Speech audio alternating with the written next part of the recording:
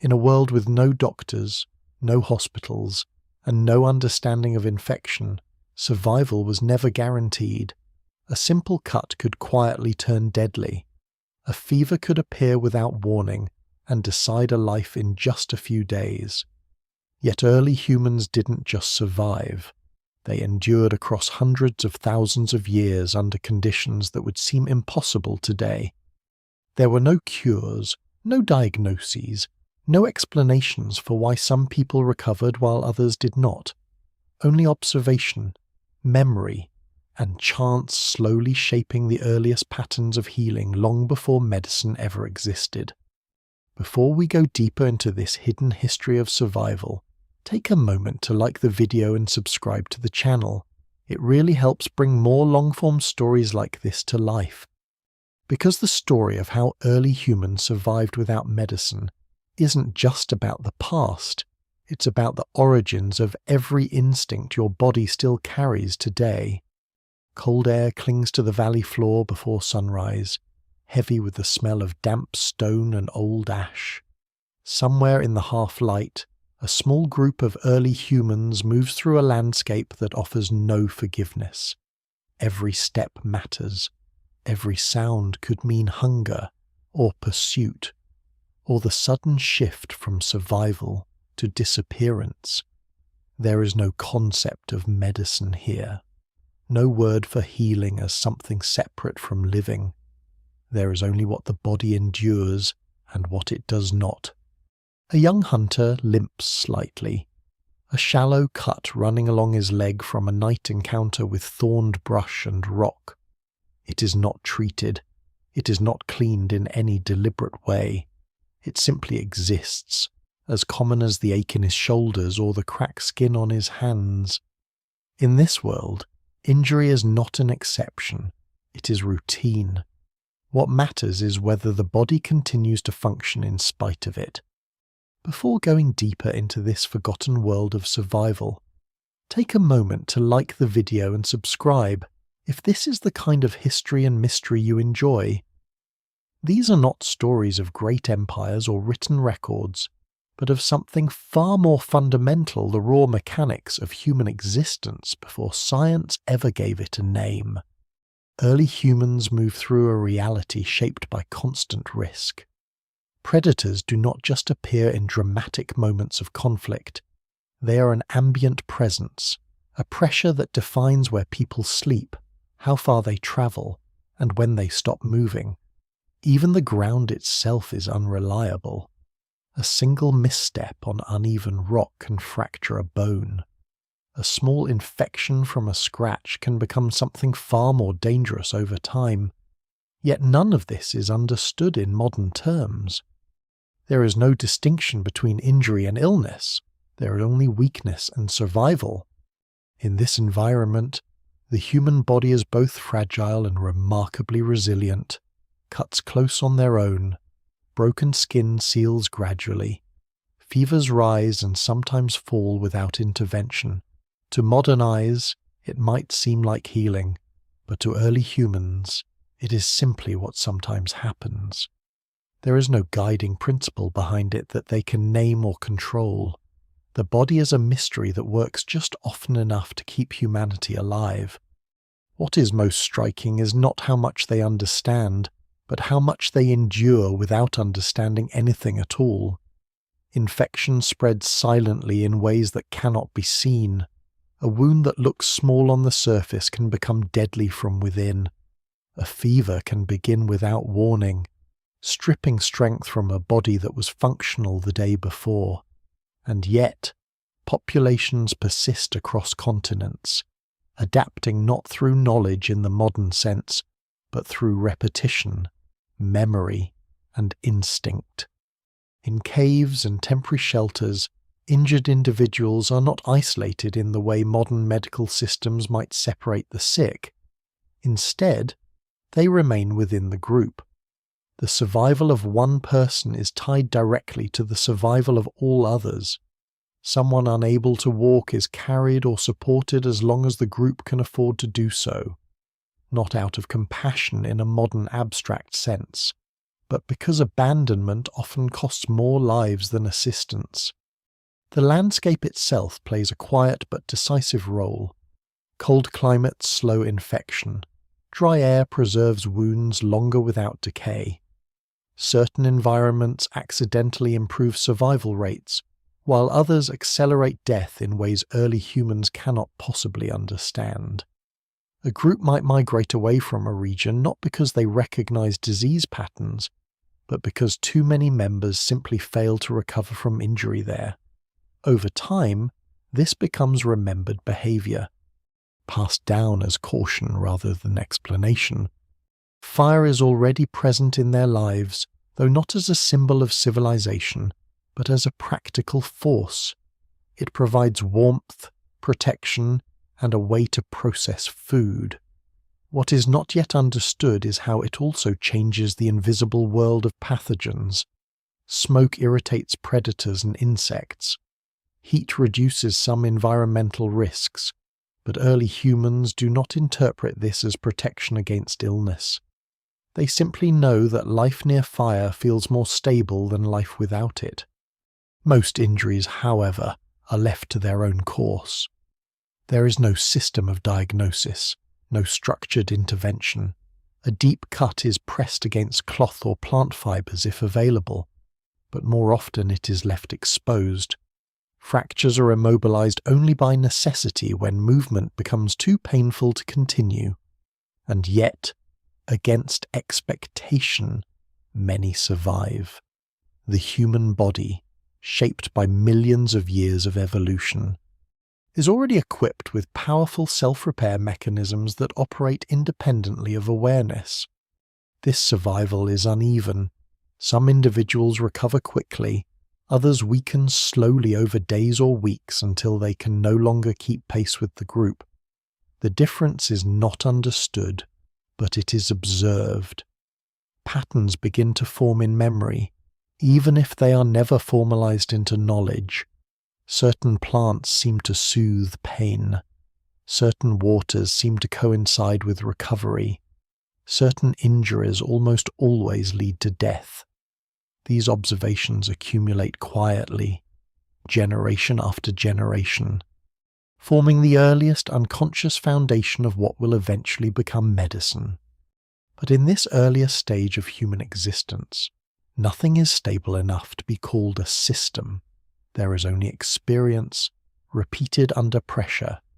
Every surviving group carries within it a fragile archive of what has worked before, though they do not recognize it as knowledge. It exists only as behavior, as instinct, as habit. And beneath all of this, something far more dangerous operates without visibility. Microbial life, bacteria, parasites, and pathogens moves through the human body and environment without ever being perceived. Infection is not understood as invasion.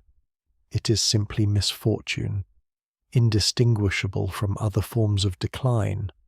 A wound that turns dark, a body that weakens without obvious cause, a child who does not recover from fever, all of it blends into the same category of unexplained loss.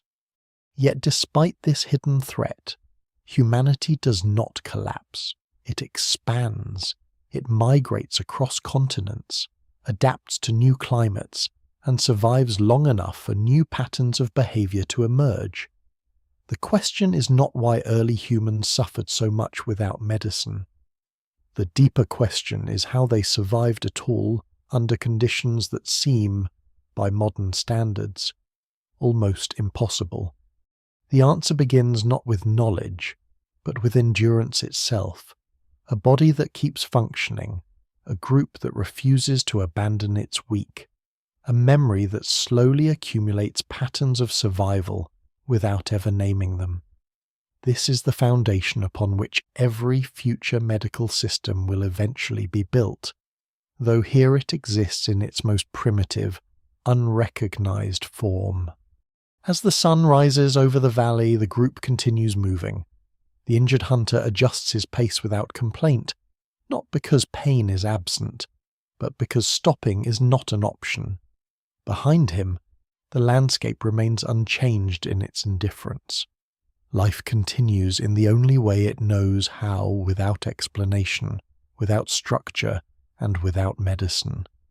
The human body, in its earliest form, moves through a world it does not understand and cannot interpret in symbolic terms. There is no separation between biology and environment, no distinction between internal processes and external forces.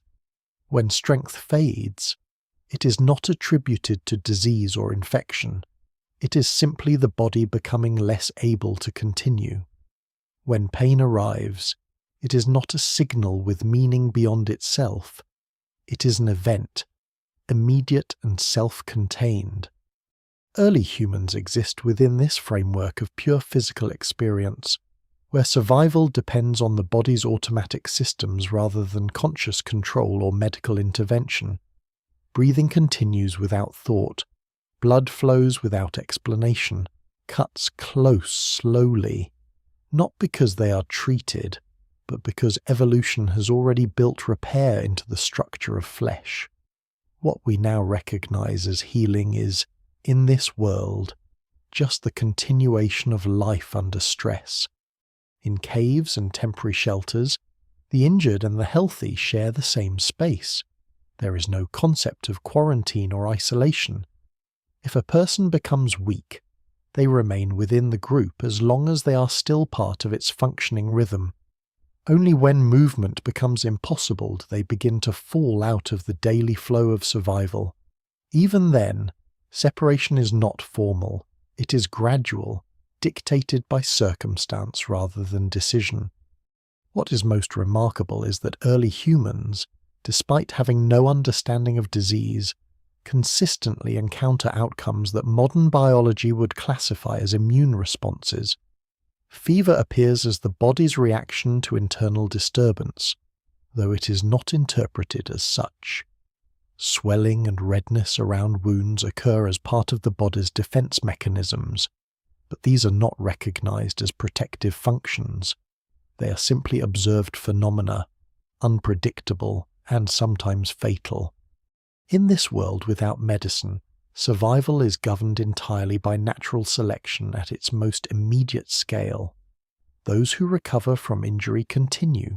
Those who do not fade quietly from the group. There is no record of why one individual survives and another does not, but patterns begin to form in memory over time.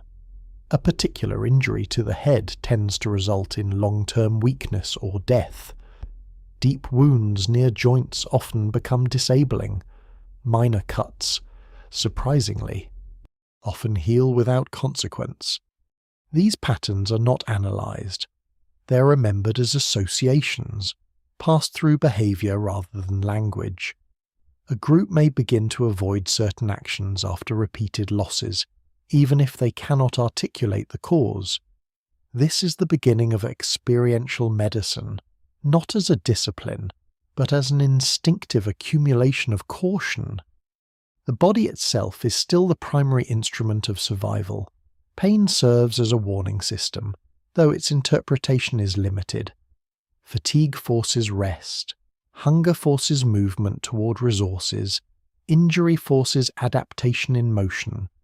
In this way, early humans are guided not by knowledge, but by immediate biological feedback loops that shape behavior moment by moment. Yet beneath this surface of survival, invisible processes are constantly at work. Microorganisms enter the body through water, food, and wounds. Some are harmless. Others begin slow internal conflicts that the body must resolve without external assistance. In many cases, the immune system succeeds without any conscious intervention from the individual or group. In others, it fails, and the outcome is decline that appears random from the outside.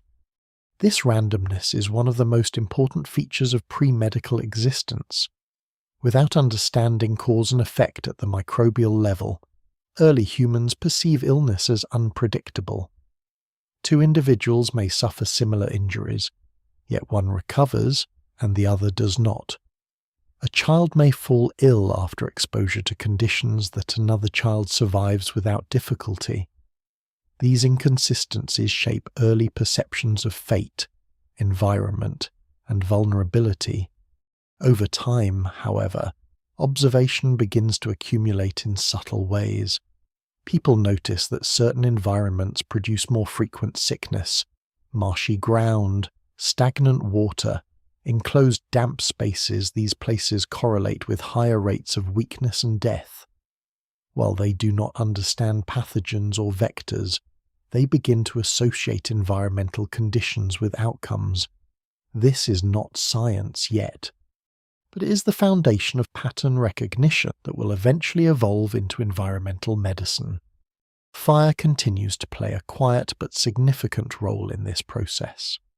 Its presence alters the microbial landscape in ways that are not understood but are nevertheless beneficial. Cooked food reduces exposure to certain parasites. Smoke repels insects that might carry disease. Heat reduces contamination in living spaces. Early humans interpret fire as protection from darkness, predators, and cold, but it is also, unintentionally, a barrier against many unseen biological threats. Even sleep patterns are influenced by survival pressures. Those who rest in safer, elevated, or well-ventilated spaces tend to recover more often from illness or injury. Those who sleep in confined, damp areas experience higher rates of decline. These differences are noticed but not explained. They become part of group knowledge, embedded in preference and habit rather than formal understanding. Injury itself remains the most visible form of physical disruption. When bones fracture, movement becomes limited, and survival depends on adaptation. Early humans likely used natural supports branches, animal hides, or bindings to stabilize injured limbs. These actions are not standardized, but they represent the earliest forms of structural care. The goal is not healing in a conceptual sense, but simply enabling continued movement long enough for recovery to occur naturally. What is important to recognize is that the body, even in this primitive context, is not passive. It actively repairs itself, sealing wounds, regenerating tissue, and fighting infection with internal mechanisms shaped by deep evolutionary time. Early humans are not aware of this internal struggle. They only observe its outcomes. A wound either improves or it worsens. There is no visible middle process. This creates a worldview where survival appears partly random and partly environmental. Strength, endurance, and luck become intertwined concepts. Those who recover from illness or injury are not necessarily seen as biologically different, but as having experienced favorable conditions or outcomes. Over generations, this shapes how groups interpret life events, death, and resilience. Despite the absence of formal medicine, early humans are not helpless. Their survival is evidence of a system that works without being understood. It is a system built into the body itself, supported by environmental advantages and reinforced by group behavior that slowly adapts through observation. And so, life continues in this fragile equilibrium. Bodies endure what they can. Groups adjust based on memory. The environment shifts risk levels without warning, and beneath it all, invisible biological processes determine outcomes that will not be understood for tens of thousands of years. The human organism, still in its early evolutionary context, is already capable of more than its inhabitants realize. It heals, adapts, and resists forces it cannot perceive. In the absence of medicine, survival is not the result of knowledge, but of an ancient biological resilience that operates silently, shaping the fate of every individual without ever revealing its mechanisms.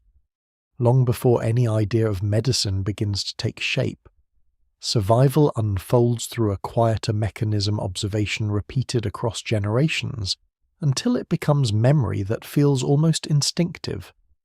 Early humans do not study their world in the way modern science does. They watch it under pressure, in moments where consequences are immediate and often irreversible. A wound either improves or it does not. A fever fades or it deepens. A broken limb either allows continued movement or brings movement to an end. In these outcomes, patterns begin to accumulate, even if no one recognizes them as patterns. In small groups moving across open landscapes, attention is constantly drawn to repetition. A child who drinks from a certain water source and later becomes weak is remembered differently from one who does not. A hunter who cleans a wound in a particular way and survives longer than expected becomes part of group memory.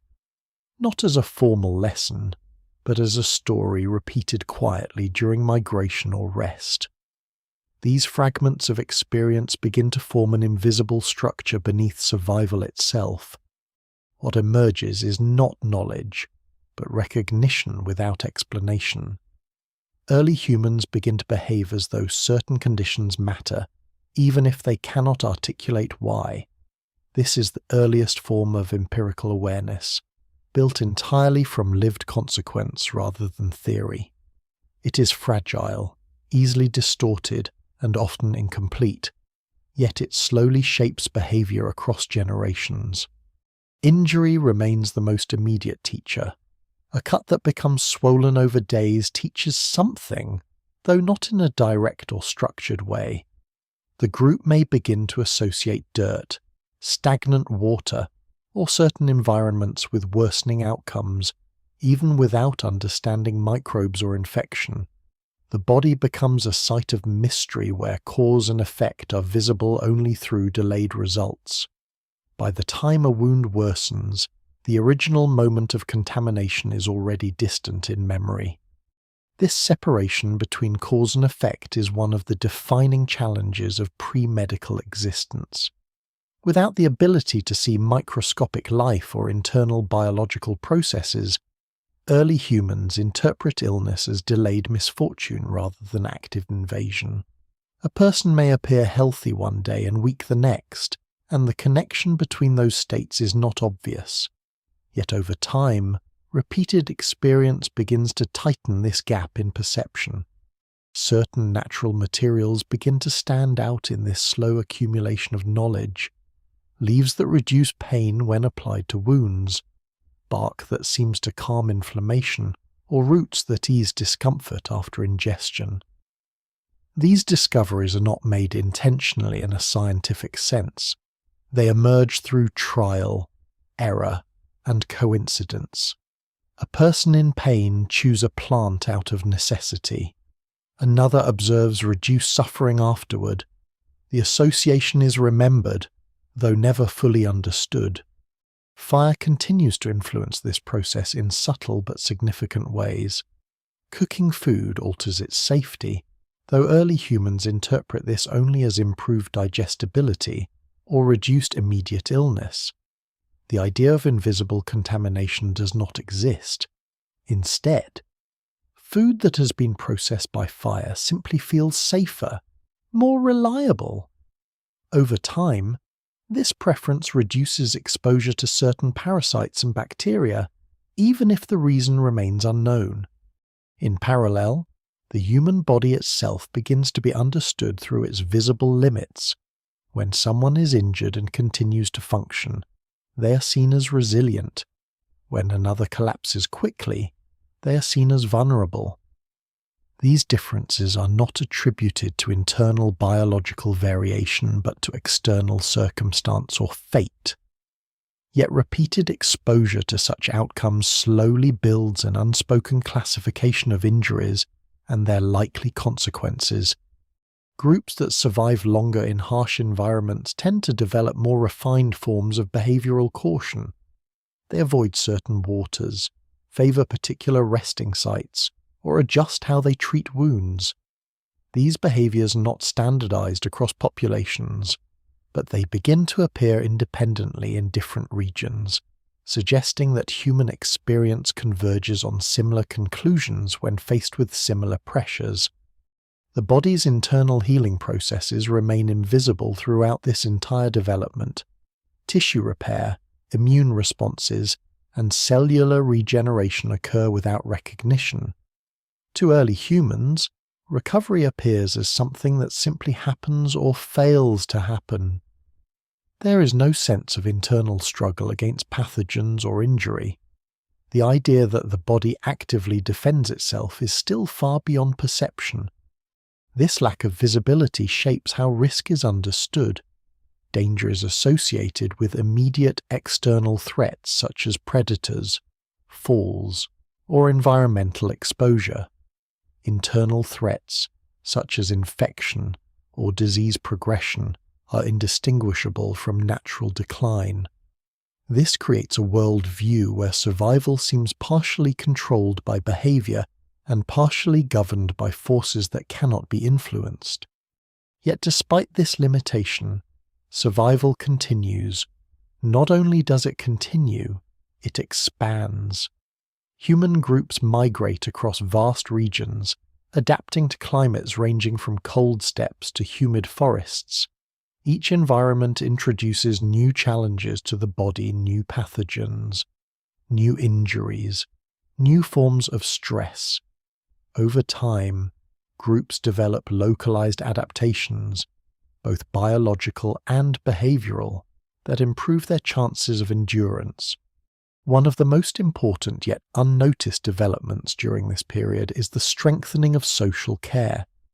Individuals who are injured are often supported rather than abandoned, as long as the group can sustain them. This behavior is not driven by abstract compassion in a modern sense, but by immediate survival logic. A recovering individual may later contribute to food gathering or protection. Abandonment, on the other hand, risks losing potential future support. This creates a subtle feedback loop where survival is not purely individual but distributed across the group. The weak are sometimes carried, the injured are sometimes fed by others. These actions increase the overall resilience of the group, even if they reduce short-term efficiency.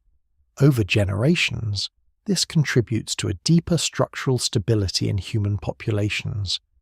Still, death remains frequent and often unpredictable. A minor injury can become fatal. A fever can escalate without warning. A seemingly healthy individual can deteriorate rapidly. These uncertainties reinforce a worldview where control over life and death is limited, and where explanation is often replaced by acceptance or ritual interpretation. And yet, within this fragile balance, something foundational is forming. Not medicine, not yet, but the conditions that will eventually allow it to emerge. Observation accumulates, memory strengthens, environmental associations form. The body continues to reveal patterns through survival and failure. Slowly, without intention or design, humanity begins to build the earliest scaffolding of understanding around its own vulnerability. It is a process invisible to those living through it, yet essential to everything that will come later. Beneath the uncertainty, beneath the suffering and unpredictability, early humans are already learning how life responds to damage, even if they cannot yet name what they are seeing. The first relationship between early humans and fire is not symbolic, not cultural, and certainly not scientific. It is purely practical, born from necessity rather than understanding. Fire arrives as a force that changes the rhythm of survival, extending daylight, pushing back cold, and creating a boundary where predators hesitate to cross. Yet one of its most important effects remains completely invisible to those who depend on it. Within its heat and smoke, a quiet reduction of illness begins to take shape, unnoticed and unnamed. In camps scattered across prehistoric landscapes, fire becomes the center of human activity. not because it is understood, but because it is reliable. Around it, food is prepared, tools are repaired, and injuries are endured. A wounded hand is held near warmth not as treatment, but as comfort. A fevered body rests closer to heat not because it is believed to heal, but because it feels less threatening than the cold night air. What is occurring biologically is far more complex than what is perceived. Heat alters the environment in subtle but powerful ways. Parasites in food are reduced through cooking. Bacteria on surfaces decline where fire is regularly maintained. Smoke discourages insects that might otherwise carry pathogens into wounds or food. None of this is understood in causal terms. Early humans do not connect fire with microscopic safety. They only experience that life near fire tends to be more stable than life without it. This stability begins to shape settlement patterns, even in their most temporary forms. Groups that maintain consistent fire use often survive longer in certain environments. Shelters are built closer to fire sites, and daily routines begin to revolve around maintaining flame. The act of keeping fire alive becomes as essential as gathering food or finding water, yet its medical significance remains entirely hidden. Injuries still occur constantly. Cuts from stone tools, fractures from falls, and burns from accidental contact with flame itself all remain part of daily existence. Fire does not prevent injury. In some cases, it introduces new forms of it, but paradoxically, it also reduces the severity of consequences that follow. A wound exposed to cleaner conditions is less likely to deteriorate into fatal infection, even if no one understands why.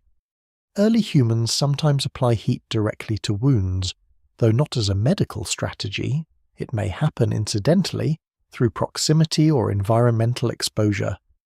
In some cases, smoke is used to deter insects from injured areas. These actions are not guided by theory. They are responses to discomfort, trialed and repeated when they seem to improve survival. Over time, such behaviors may be remembered and reused, slowly accumulating into informal practices. Alongside fire, the earliest forms of hygiene begin to emerge in equally unintentional ways. People who live near water sources naturally wash hands, tools, and bodies more frequently, not out of awareness of contamination, but because water is part of daily survival. In doing so, they unknowingly reduce exposure to harmful microbes. Those who remain in drier, less accessible environments may experience higher rates of illness following injury, though the reason is never identified. The human body, still unseen in its internal processes, responds continuously to these environmental differences. Wounds in cleaner environments tend to heal more successfully. Infected injuries are more common where cleanliness is rare. Over time, groups may begin to prefer certain living conditions simply because survival rates appear better there. These preferences are not framed as health strategies. They're experienced as patterns of luck or misfortune. Fire also transforms food in ways that indirectly affect physical resilience. Cooked meat is easier to digest, reducing internal strain on the body. Certain plant toxins are neutralized through heat, though this is never understood as detoxification. Instead, food prepared over fire becomes associated with strength and reliability. Raw or decaying food, by contrast, is more often linked with sickness, though again without clear understanding of cause. One of the most overlooked consequences of fire use is its impact on nighttime survival. Darkness in prehistoric environments is not only a visual absence, but a period of heightened risk. Predators become more active, movement becomes more dangerous, and injuries are more likely to occur. Fire reduces these risks, creating a controlled zone where human vulnerability is partially contained. Within this zone, injured individuals are more likely to survive simply because immediate external threats are reduced. Yet even within this relative safety, internal threats continue unnoticed. Infection develops slowly beneath the surface of skin. Fever emerges without visible cause. Weakness spreads through the body in ways that cannot be traced outwardly. Fire does nothing to stop these processes directly, but by reducing environmental stresses, it gives the body more opportunity to manage them internally. Survival improves not because illness is treated, but because competing dangers are reduced. This layered effect creates a subtle illusion that fire itself is protective in a broad sense. Early humans may begin to associate its presence with overall well-being, even if they cannot define what that means. The feeling of safety around fire becomes emotional and physical at once, shaping behavior across generations. Camps are built around it, stories are told near it, and recovery from injury often occurs within its reach. At the same time, not all outcomes improve. Burns from fire are severe and often deadly. Smoke inhalation can weaken those already injured or ill. Fire is not a controlled medical tool. It is a powerful environmental force with both beneficial and harmful effects. Early humans experience both sides without being able to distinguish mechanism from coincidence. Over long periods, however, the net effect of fire use appears positive in terms of survival. Groups that use fire effectively tend to persist, expand, and adapt more successfully to diverse environments. This does not go unnoticed, even if it is not understood. Fire becomes central not because it is analyzed, but because life around it simply lasts longer. And so, in the absence of medicine, fire becomes one of humanity's earliest indirect allies against disease. It does not heal wounds, and it does not cure illness. Instead, it reshapes the environment in which healing must occur. It reduces unseen risks, stabilizes living conditions, and quietly increases the chances that the body's own internal repair systems will succeed. None of this is recognized at the time. There is no concept of hygiene, no theory of infection, no understanding of biological agents. There is only fire and the lived experience of what tends to happen when it is present. Somewhere between survival and chance, between trial and memory, early humans begin to interact with the natural world in a way that produces consequences they cannot yet explain. It starts with hunger, not curiosity. A body in pain, a wound that refuses to settle, a fever that lingers longer than expected. In these moments, anything in the environment becomes a possible relief.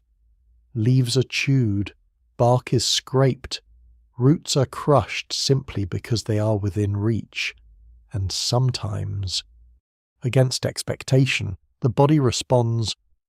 The first encounters with medicinal plants are not discoveries in the modern sense. They're accidents repeated enough times to be remembered.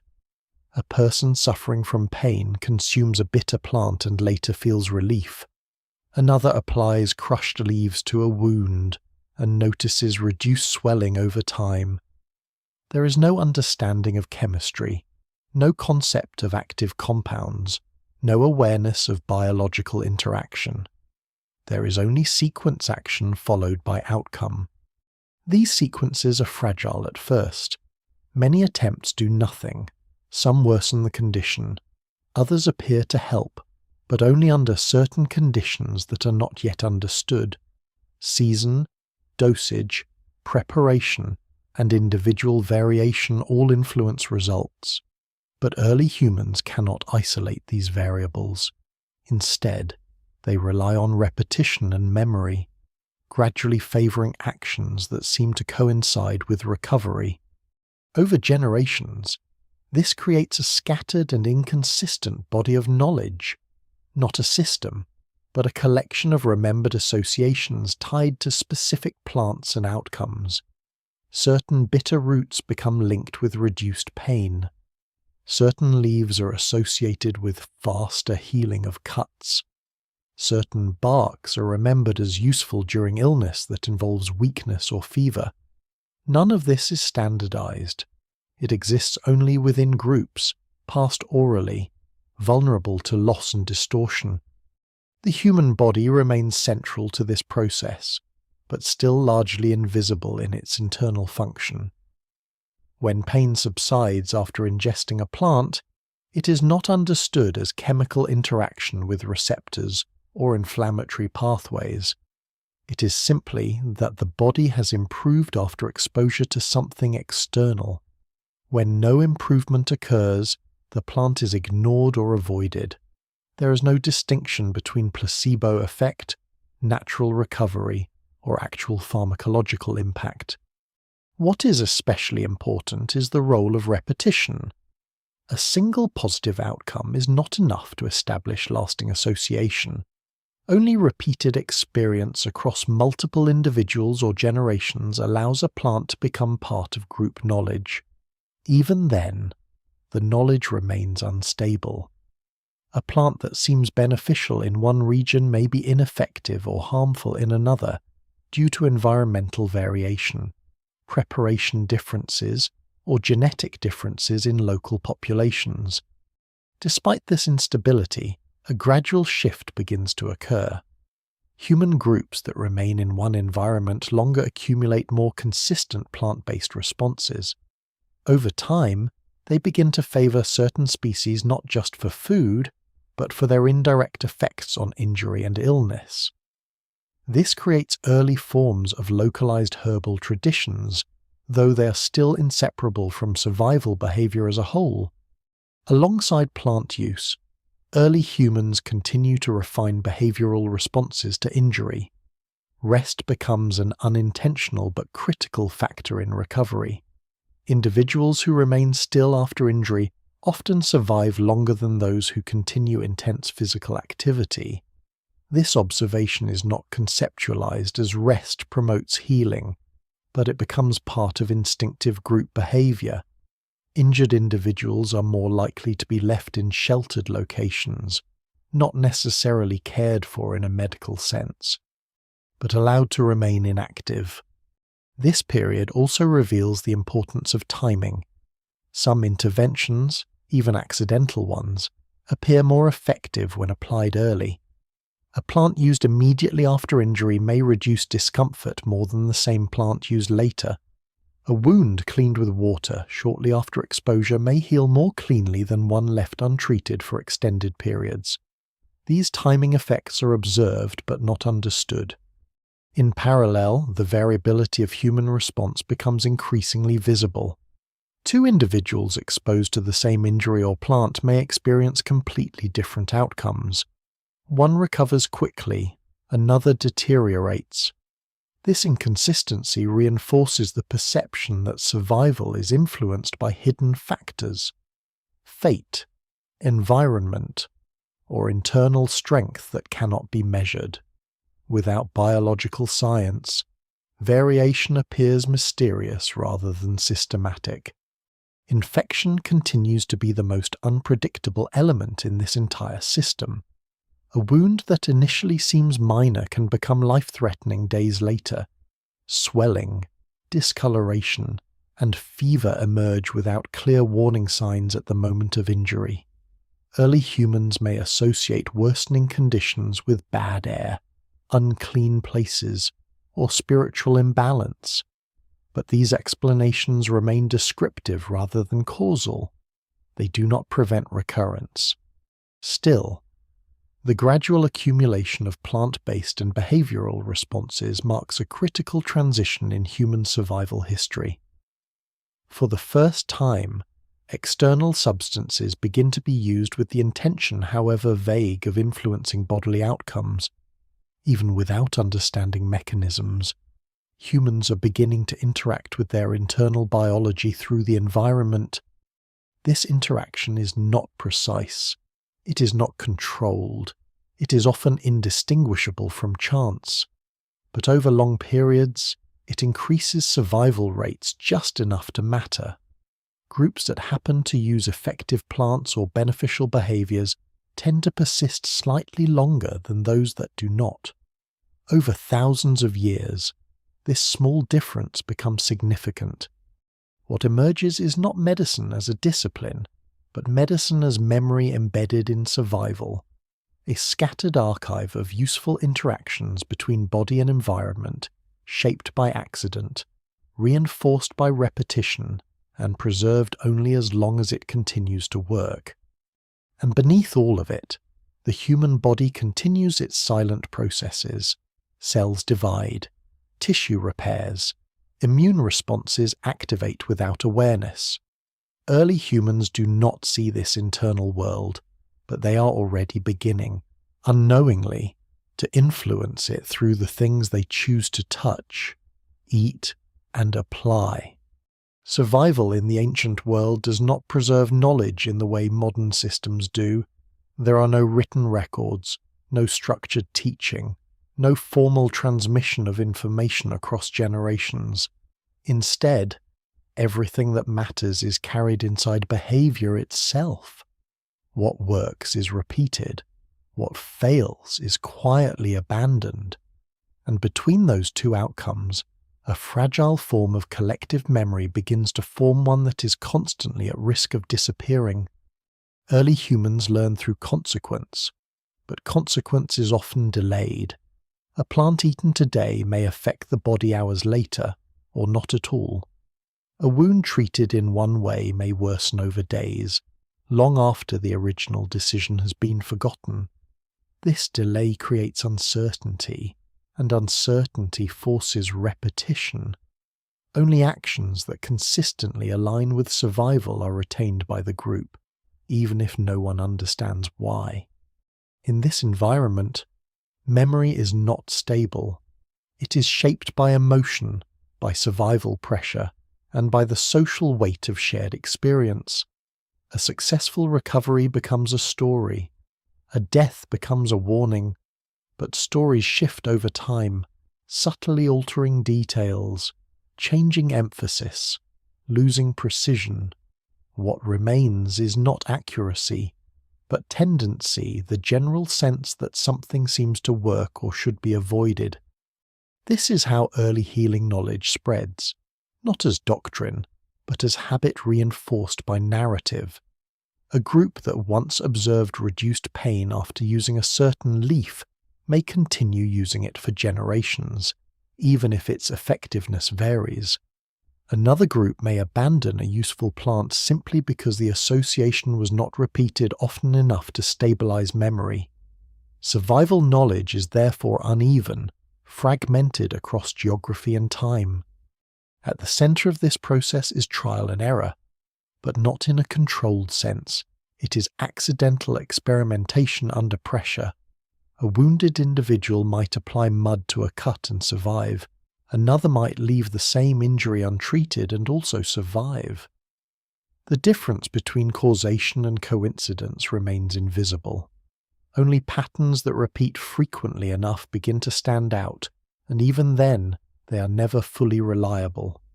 Over time, groups develop a loose sense of better and worse responses to injury and illness. These distinctions are not scientific, but they influence behavior. Certain practices become preferred simply because they appear to coincide with improved outcomes more often than not. Others are avoided due to repeated association with decline or death. Yet even these preferences are unstable. Migration disrupts continuity. A group moving into a new environment loses access to familiar plants, water sources, and materials. In these transitions, previously useful knowledge can become irrelevant, while new discoveries must be made from scratch. Survival resets itself with each major relocation. Despite this instability, some forms of knowledge persist remarkably well. Techniques related to rest, shelter, and basic wound care appear across widely separated populations, suggesting that certain survival responses emerge independently in different human groups. When injured, individuals instinctively reduce movement. When cold, they seek insulation. When bleeding, they apply pressure or binding. These behaviors require no instruction, only the immediate feedback of pain and relief. The human nervous system itself plays a central role in this process. Pain is not just a warning signal, it is a powerful behavioral driver. It forces avoidance, rest, and protection of injured areas, without understanding its biological function. Early humans still respond to it in ways that increase survival probability. In this sense, pain acts as a primitive instructor, shaping behavior long before language or medicine exist.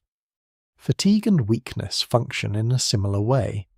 When the body is depleted, movement slows, forcing rest. Illness often begins with subtle changes in energy and appetite before more visible symptoms appear. These early signals are not interpreted as diagnostic indicators, but they still alter behavior in ways that can unintentionally support recovery. One of the most significant yet invisible factors in survival is the variability of immune response between individuals. Some bodies naturally resist infection more effectively than others. Some recover from injury with fewer complications. Others decline rapidly under similar conditions. Early humans have no framework to understand this variation, so it is attributed to external forces, chance, or environmental influence. This perception of randomness shapes cultural responses to illness. Without consistent explanation, many groups develop interpretive frameworks that attempt to account for unpredictability. Illness may be seen as imbalance, spiritual disturbance, or environmental punishment.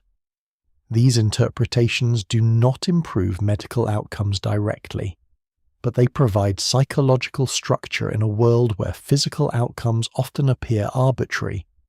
At the same time, environmental conditions continue to play a decisive role in survival. Climate affects wound healing rates. Humidity influences infection risk. Temperature impacts the body's ability to maintain stability during illness. While none of these relationships are understood, they are experienced repeatedly, shaping migration patterns and settlement choices over long periods.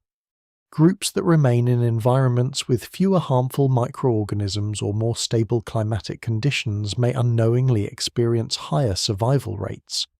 Over generations, this leads to uneven population distributions and localized adaptations. Some regions become relatively safer for recovery from injury simply due to environmental conditions that reduce microbial activity. Fire, plants, rest, and social care all continue to interact in complex but unrecognized ways. Together, they form a loose network of survival supports that compensate for the absence of formal medicine.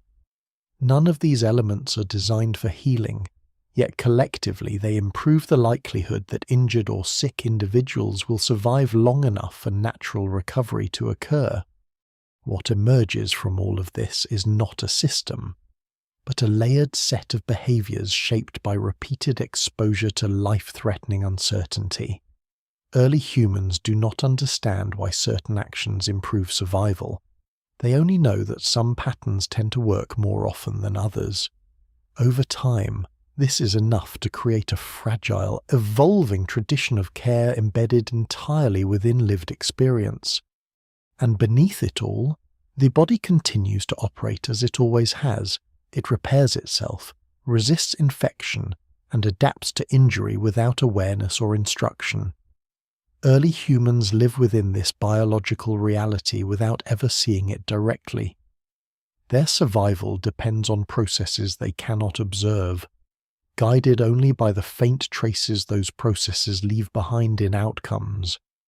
There is a quiet moment in early human life where survival stops being only about the individual body and begins, almost imperceptibly, to include other bodies as part of the same fragile system. It does not happen as a decision or a moral shift. It happens because abandoning the injured too early costs more than keeping them nearby. A person who cannot walk still breathes. A person who cannot hunt today may still return to strength tomorrow.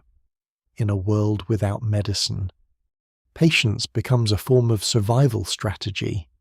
In small groups moving across unstable landscapes, injured individuals are rarely left behind immediately. Instead, they are carried, supported, or slowed into the group's rhythm. This is not organized care in a modern sense. It is improvisation under pressure. A broken limb is stabilized with whatever materials are available. A weakened person is given space within the group's movement rather than removed from it. The group itself becomes an extension of the injured body's survival chance. This shift is subtle but significant. It marks the beginning of what could be described as early caregiving behavior, though no one involved would recognize it as such. The motivation is not abstract compassion, it is immediate consequence. A person who survives today may contribute food, protection, or knowledge later.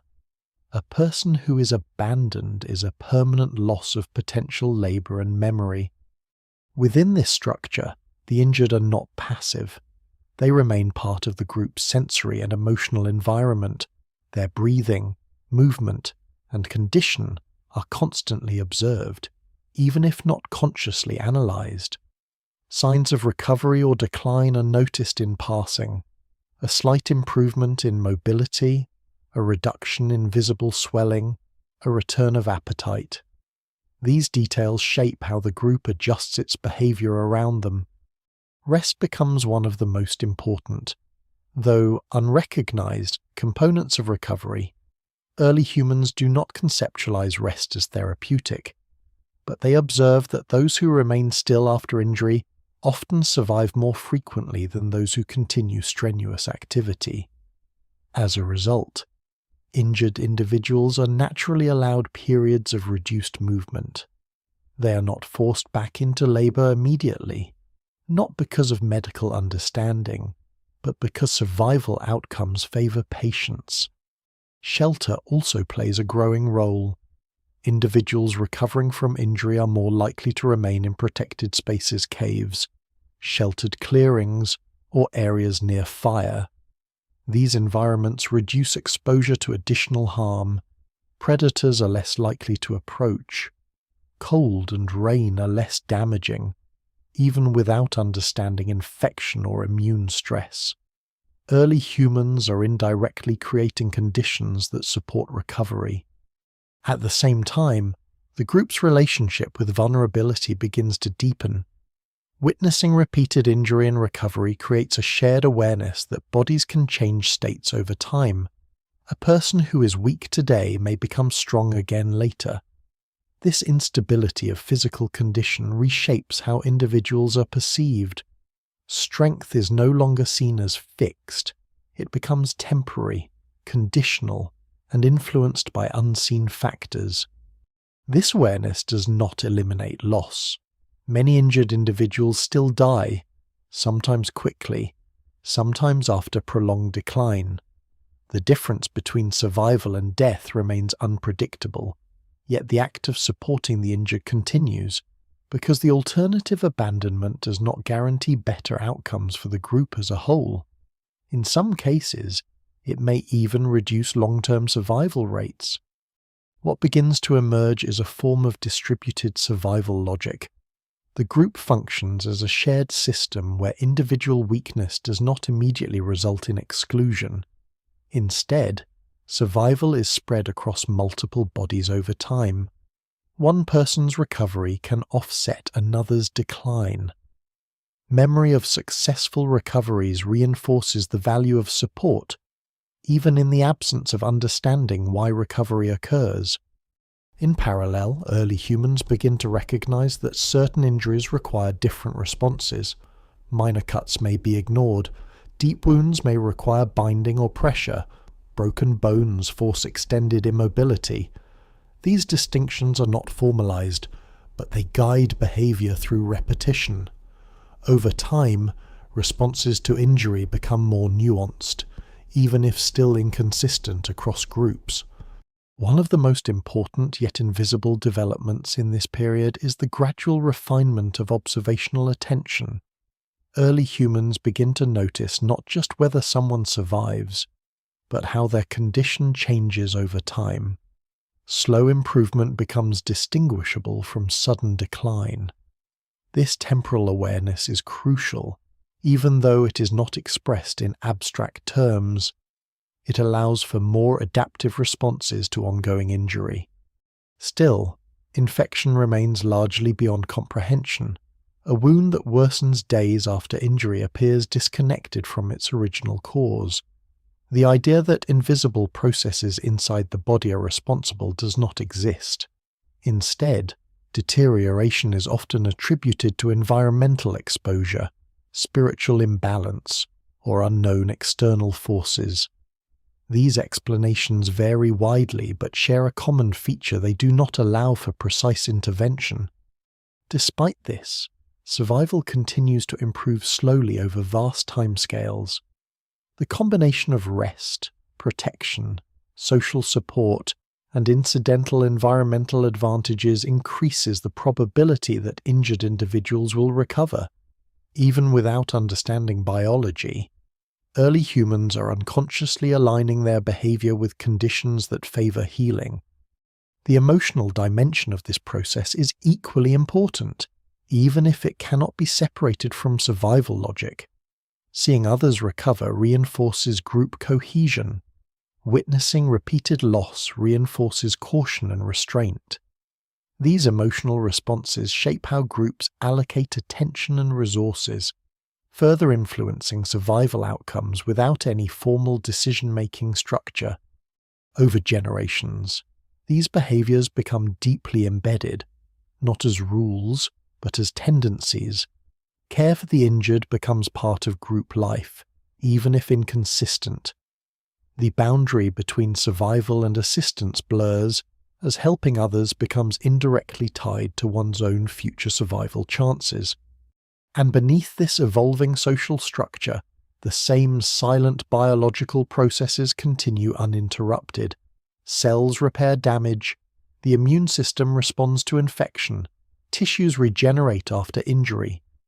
Early humans never see these mechanisms, but they depend entirely on them. Their growing systems of care do not replace biology. They simply create conditions where biology has a better chance to succeed. In this way, survival becomes layered. The body handles the internal work, the environment shapes the external risks, and the group, unknowingly, begins to mediate between the two. What will eventually become medicine is still far in the future, but its earliest foundation is already forming in the simple act of not leaving the injured behind too quickly. In the world of early humans, death rarely announces itself in a clear or immediate way. It often arrives quietly, through processes that begin long before any visible decline becomes obvious. A wound that seems minor at first, a fever that lingers slightly longer than expected, a weakness that builds so gradually it is barely noticed until movement becomes impossible. And behind many of these outcomes lies something entirely unseen, operating without recognition or explanation: infection. Infection is the silent architecture of ancient mortality. It spreads through cuts, through contaminated water, through food that has begun to decay in ways invisible to the eye. It enters the body without resistance in many cases, and once inside, it begins a process that early humans cannot observe directly. What they see instead are effect swelling, discoloration, heat in the skin, fatigue, confusion, and eventual collapse. There is no concept of bacteria, no awareness of pathogens, no idea that life exists at a microscopic level capable of invading and altering the human body. To early humans, infection is not a biological process. It is a transformation whose cause is unknown.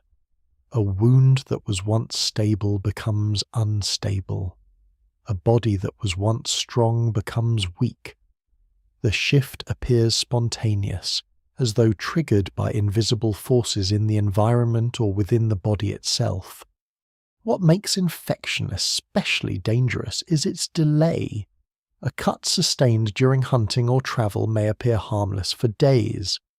During this time, the individual continues normal activity, unaware that internal processes are already unfolding. By the time visible symptoms appear, the condition may already be advanced. This delay between cause and effect is one of the greatest barriers to understanding illness in pre-medical societies. Early humans respond to infection through observation rather than intervention. When a wound worsens, it is often left alone, washed, or covered in whatever materials are available. Sometimes plants are applied, sometimes heat, sometimes nothing at all. The effectiveness of these actions varies widely, not because the body is unpredictable, but because the underlying cause is not understood. Without knowledge of microbial life, treatment remains largely accidental. Despite this lack of understanding, patterns slowly emerge over generations. Wounds exposed to dirt or stagnant water tend to worsen more often than those kept cleaner. Injuries in humid environments appear more likely to become severe. Bodies weakened by starvation or fatigue seem less able to recover from infection. These observations accumulate quietly, shaping behavior without forming formal knowledge. Still, infection remains one of the most significant and misunderstood causes of death. It is responsible for more long-term decline than predators, environmental exposure, or immediate trauma. Yet because its progression is gradual and its cause invisible, it blends into the broader category of unexplained mortality. A person simply does not recover, or weakens over time, without a clear reason. This ambiguity shapes early interpretations of illness. In many groups, worsening conditions may be attributed to environmental imbalance, exposure to harmful locations, or forces beyond human perception. Certain places may be remembered as bad not because of visible dangers, but because injuries sustained there tend to end poorly. These associations, while inaccurate in causal terms, still influence survival behavior. In parallel, the body's immune system is already engaged in a constant internal struggle. White blood cells, inflammatory responses, and fever mechanisms work continuously to contain infection. But early humans have no awareness of this internal defense. They only perceive its outcomes: heat, swelling, fatigue, and either recovery or decline. The internal battle remains completely hidden. One of the most striking aspects of infection in this period is its variability. Some individuals recover from severe wounds without assistance. Others succumb to relatively minor injuries. This inconsistency reinforces the perception that survival is governed by forces beyond control or understanding. It also makes it difficult for early humans to distinguish effective actions from coincidental outcomes. Even so, survival continues. Over vast periods of time, those who happen to avoid severe infection through environment, behavior, or chance are more likely to survive and reproduce. This creates a slow, unintentional filtering process across populations. Not a medical system, but a biological one operating without awareness or intent. Environmental factors play a critical role in shaping infection outcomes. Cold, dry climates tend to reduce the spread of certain pathogens. Open air and sunlight exposure can limit microbial growth on surfaces. Conversely, Warm and humid environments often increase the risk of wound deterioration. Early humans experienced these differences directly, though without understanding the underlying causes. Fire, again, plays a subtle but important role. By enabling cooked food, it reduces ingestion of harmful organisms. By creating smoke-filled spaces, it alters insect behavior. By allowing warmth and controlled environments, it reduces stress on weakened bodies. Yet none of these effects are recognized as infection control. They are simply aspects of a more survivable way of living. As time passes, the memory of infection becomes embedded in survival culture. Groups learn, through repeated loss, that certain conditions lead to worse outcomes. These lessons are not precise, but they are persistent. They influence migration, settlement, and daily behavior in ways that gradually reduce exposure to the most dangerous environmental factors. Still, infection remains unpredictable. It cannot be reliably prevented, and it cannot be consistently treated. It exists as a constant background force in early human life, shaping mortality patterns without ever being understood. In many ways, it is the invisible threshold between injury and death, determining outcomes long after the initial event has passed. And yet, despite this hidden threat, human populations persist. They adapt not by eliminating infection, but by slowly increasing the conditions under which the body can survive it. Rest, shelter, fire, plant use, and social care all contribute indirectly to this process. None of them are sufficient alone, but together they create enough resilience for survival to continue. What emerges from this is a world where the most dangerous forces are the least visible. Early humans live within a biological landscape they cannot perceive, responding only to its outcomes. Infection, in this sense, is not just a medical phenomenon. It is one of the central hidden pressures shaping human history long before medicine exists.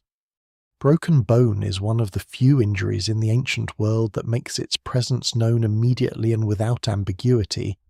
There is no delay, no hidden progression, no uncertainty about whether something is wrong. A fall from uneven ground, a misjudged step while carrying weight, a collision during hunting, any of these can end in a fracture that instantly changes the structure of a body that moments before was fully functional. For early humans, a fracture is not just pain, it is the sudden collapse of mobility, the immediate narrowing of survival options, a leg that cannot bear weight, an arm that cannot be used for hunting or defense, a rib injury that makes breathing difficult. All of these transform an individual's role within the group. Survival becomes dependent not on strength or skill, but on whether others can afford to slow down. Yet even in this extreme disruption, the body begins its repair process almost immediately. Blood flow increases around the damaged area. Swelling stabilizes movement internally. Over time, bone tissue begins to reconnect, slowly forming a bridge between separated fragments. This process is entirely invisible to early humans. What they observe instead is only the outcome, either gradual improvement or permanent disability. Without knowledge of skeletal structure or internal anatomy, fractures are treated through instinct and imitation. A broken limb may be held in place with strips of plant fiber, bark, or animal hide. Not because there is understanding of alignment or bone healing, but because immobilization reduces pain and prevents further damage. In some cases, natural splints such as branches or rigid objects are used simply because they happen to provide stability. Rest becomes essential in fracture survival, even if it is not recognized as a medical requirement. An individual unable to move is naturally forced into inactivity, and this unintended immobilization often aligns with the body's need for time to heal. Those who are allowed to remain still, supported by their group, have a higher chance of recovery than those forced to continue movement too early. The success or failure of fracture recovery varies widely. Some individuals regain full mobility, though often with subtle changes in movement or strength. Others recover partially, with permanent limitations. Still others do not survive, either due to complications, infection, or inability to access sufficient care and resources during the healing period. In the absence of anatomical knowledge, these outcomes are interpreted as unpredictable. There is no understanding of bone remodeling, no concept of alignment affecting long-term function. A successful recovery is seen as fortunate. A failed one is seen as inevitable or externally determined. Yet across different groups and environments, certain consistent behaviors begin to appear. Injured limbs are often kept still. Individuals with fractures are sometimes supported during movement rather than left behind. In some cases, improvised supports are used repeatedly across generations, suggesting that effective responses are being remembered even without explanation. The body itself provides feedback during this process. Pain intensifies with movement, encouraging stillness. Reduced pain over time signals improvement, even if the underlying healing is not understood. These internal signals act as guides, shaping behavior in ways that increase the probability of recovery without requiring conscious knowledge of anatomy or physiology. Fractures also reveal something important about the limits of early human survival. There are injuries that cannot be overcome through behavior alone. Severe breaks, particularly those involving joints or multiple bones, often lead to long-term disability or death. Mobility is central to survival in hunter-gatherer societies, and loss of movement can drastically reduce access to food, protection, and social integration. However, the fact that many individuals do survive fractures at all is significant. It indicates that the combination of rest, group support, and natural biological repair is sufficient in many cases to restore function. This survival is not guaranteed, but it is frequent enough to influence behavior. Over time, groups that provide even minimal support to injured individuals tend to maintain stronger continuity. In some cases, healed bones found in ancient remains show clear evidence of recovery from significant injury. These findings suggest that early humans not only survived fractures, but lived long enough afterward for bones to fully mend. The alignment may not be perfect, and mobility may be altered, but survival itself is achieved.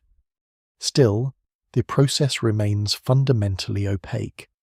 There is no understanding of bone cells, no awareness of calcium deposition, no concept of structural regeneration. The healing process is experienced only as a gradual change in condition over time. Improvement is slow, uneven, and often difficult to interpret until movement becomes noticeably easier. Environmental conditions again influence outcomes.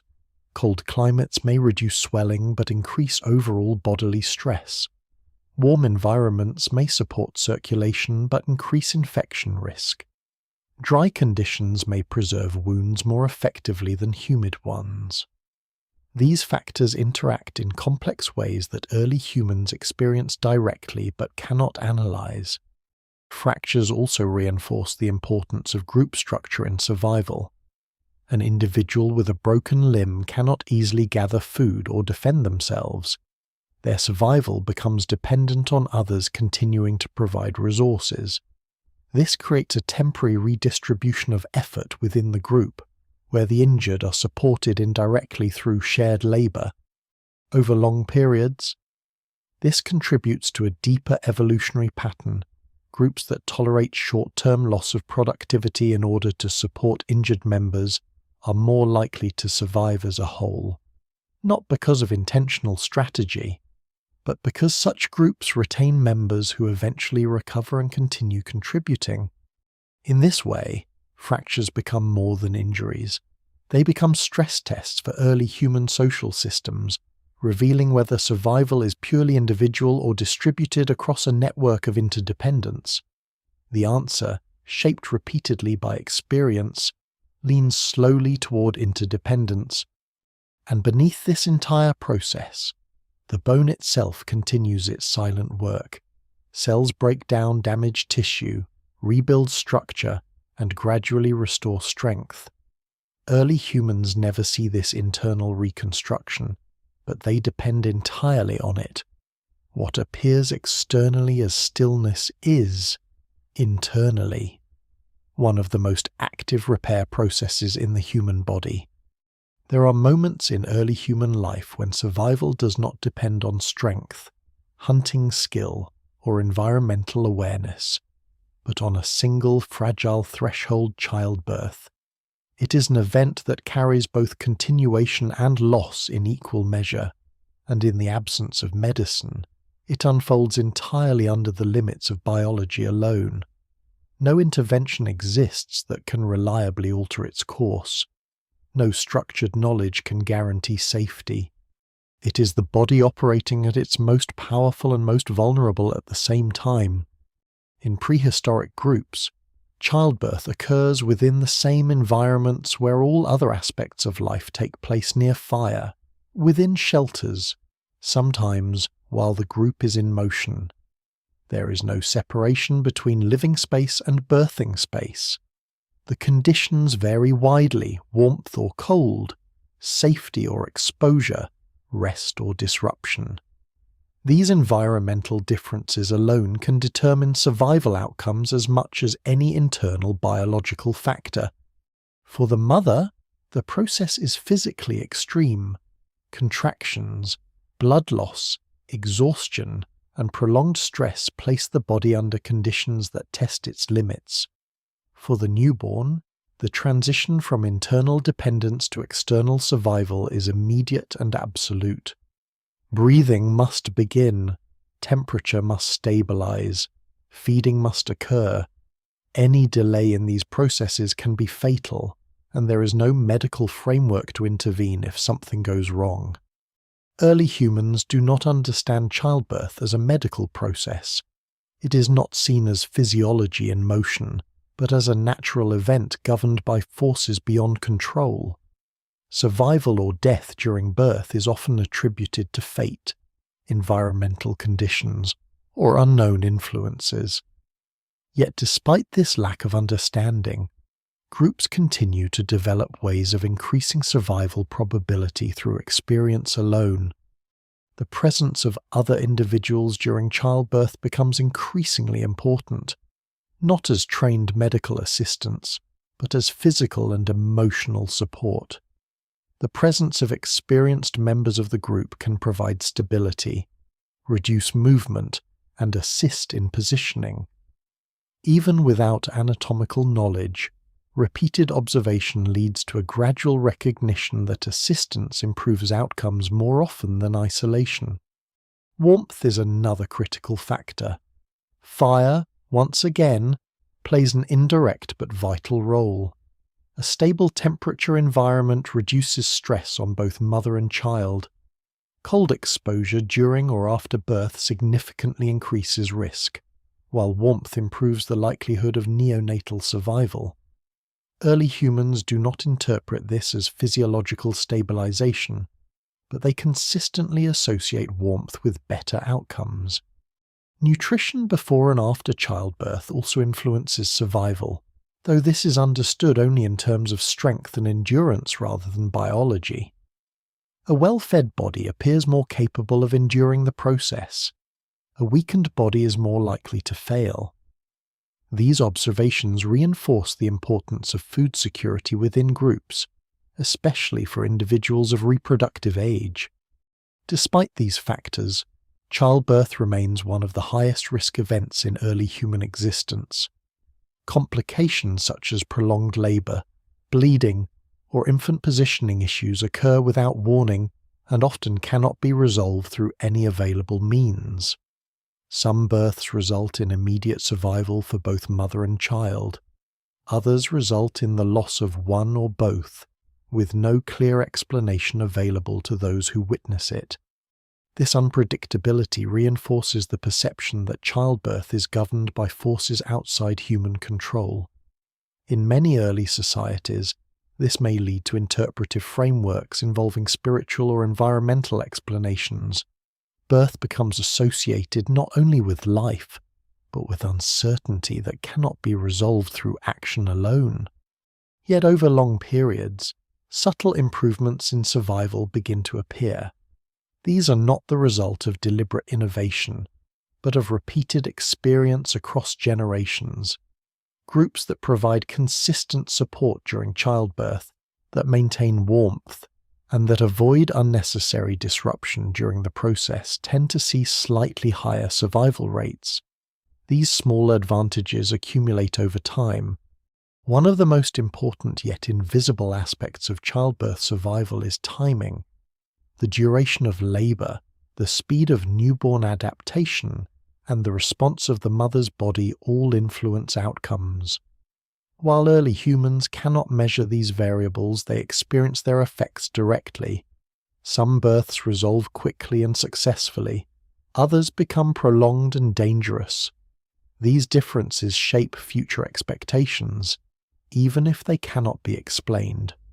Infant survival after birth introduces another layer of vulnerability. The first days and weeks of life are extremely fragile. Feeding must be established, temperature must be regulated, and infection must be avoided. Without knowledge of hygiene or nutrition in the modern sense, survival depends heavily on environmental conditions and the mother's health. Breastfeeding becomes one of the most critical biological processes in early human survival, though it is not understood as such. It provides not only nutrition but also immune protection, though this function remains invisible. Infants who are able to feed successfully have significantly higher survival chances, while those who cannot are unlikely to survive long. Over time, groups begin to recognize patterns associated with successful births, even if they cannot explain them. Calm environments, experienced assistance, warmth, and stability all appear to improve outcomes. These observations gradually influence behavior, shaping how births are approached, even in the absence of formal knowledge. Childbirth also reinforces the importance of group continuity. The survival of infants ensures the survival of future generations. The survival of mothers ensures the survival of future births. This interdependence strengthens the role of group support systems, even if those systems are still informal and inconsistent. And beneath all of this, the biological processes continue with precision that early humans cannot perceive. Hormonal changes regulate labor. Muscular contractions coordinate delivery. Immune adaptations protect both mother and child. Newborn physiology rapidly adjusts to external life. These processes are extraordinarily complex, yet entirely invisible to those experiencing them. In a world without medicine, childbirth stands as one of the clearest examples of both human fragility and resilience. It reveals how survival can persist even in the absence of understanding, relying entirely on biology, environment, and accumulated behavioral patterns shaped by countless previous generations. In a world where the causes of illness cannot be seen, every unexplained symptom demands interpretation. A fever that rises without visible wound, a child who weakens after exposure to a new place, a body that changes without obvious injury. These events do not remain neutral in early human perception. They require meaning, even if meaning must be constructed from uncertainty. In this space of unknown biology, ritual and belief systems begin to form around the act of healing itself. Illness, in many early groups, is not understood as an internal malfunction.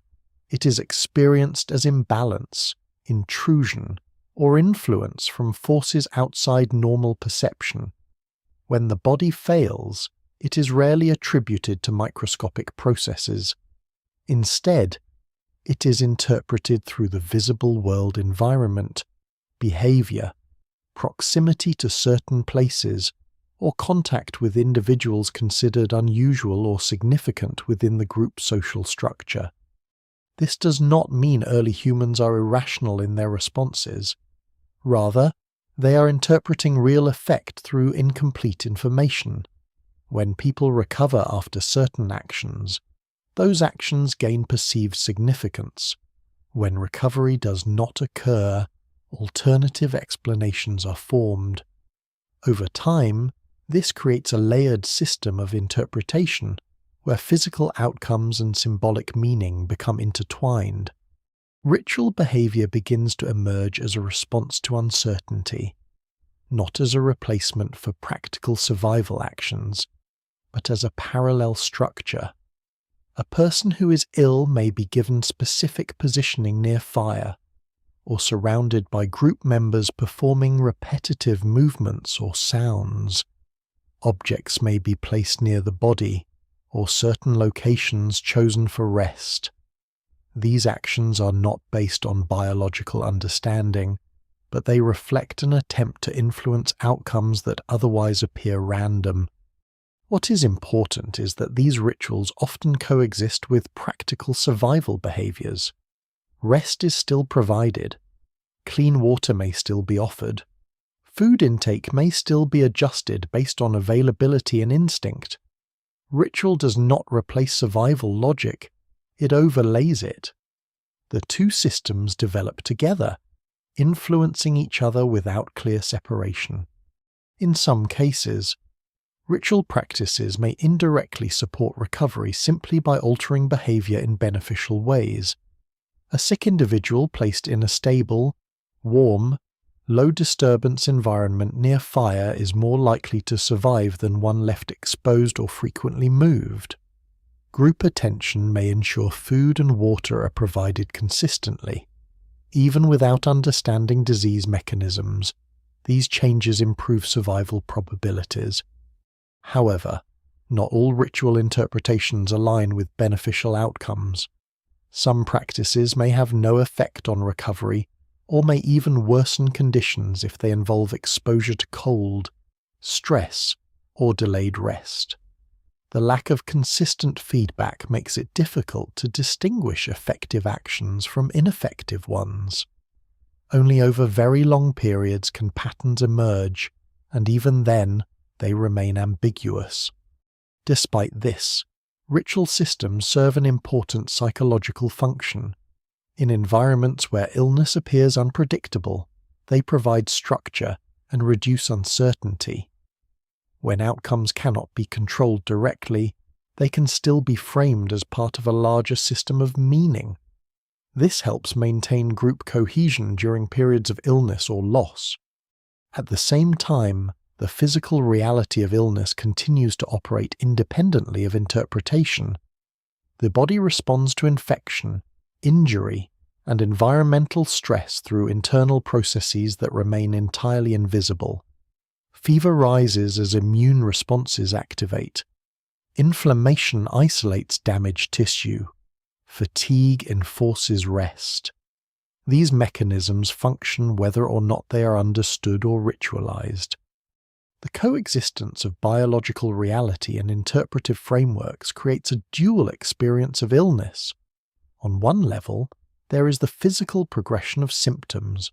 On another, there is the attempt to assign meaning to those symptoms. Early humans navigate both simultaneously, even though only one of them has actual causal influence on recovery. Certain environmental patterns also begin to influence ritual interpretation. Places where recovery is more common may be viewed as safer or more favorable. Areas associated with repeated death or decline may be avoided or treated with caution. Over time, geography itself becomes part of the interpretive system surrounding health and illness. In parallel, the role of experienced individuals within the group begins to shift.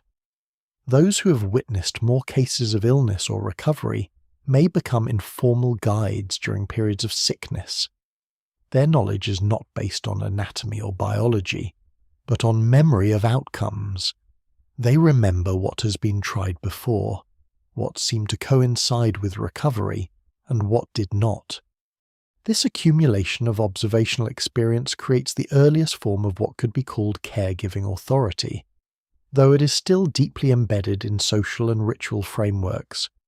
Authority is not based on formal training, but on perceived association with successful outcomes. Yet even with ritual, memory, and environmental adjustment, illness remains fundamentally unpredictable. Some individuals recover under unfavorable conditions, others decline despite careful attention. This unpredictability reinforces the sense that illness is influenced by forces beyond direct human control. Even as survival continues to improve slowly over generations, what gradually emerges is not a separation between science and belief, but a blended system in which interpretation and observation coexist.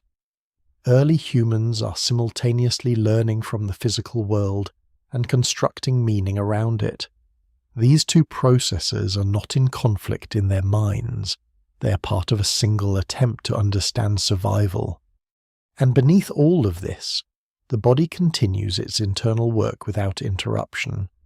Immune cells respond to pathogens, hormones regulate stress and recovery, neural systems coordinate pain and rest. These processes determine outcomes long before any interpretation is made. Yet for early humans, they remain completely invisible, known only through their consequences. In this way, healing in the ancient world exists on two levels: the biological level that operates silently within the body, and the interpretive level that gives structure to experience. Neither fully explains the other, but together they form the earliest human attempts to engage with illness in a meaningful way. Long before humans ever understand genes, pathogens, or immunity, the body is already being shaped by forces it cannot perceive and processes it cannot influence. Survival is not only a matter of what happens in a single lifetime, but of patterns accumulated across thousands of generations. In this deep timeline, illness and recovery begin to act as filters, silently shaping which traits persist and which disappear. Early humans do not know that some bodies are more resistant to infection than others. They do not recognize that certain immune responses are faster, stronger, or more efficient. What they see is only outcome: one person survives a fever, another does not. One individual recovers from a wound, another declines steadily over days. These differences are recorded only as repeated experience, never as biological variation. Yet beneath these visible outcomes, genetic variation is constantly influencing survival probability. Some individuals carry traits that make their immune systems more responsive to infection. Others may heal wounds more efficiently or tolerate environmental stress better. These differences are not visible externally, but they determine who survives long enough to reproduce. Over time, this creates a slow and invisible shaping of human populations, not through intention, but through consequence. Individuals who are slightly better adapted to local pathogens or environmental conditions are more likely to survive long enough to pass on their traits. Those less adapted are more likely to be lost to infection, injury, or environmental stress before reproducing. This process is not fast. It does not produce sudden changes within a generation. Instead, it operates across hundreds or thousands of years, gradually shifting the baseline of human resilience.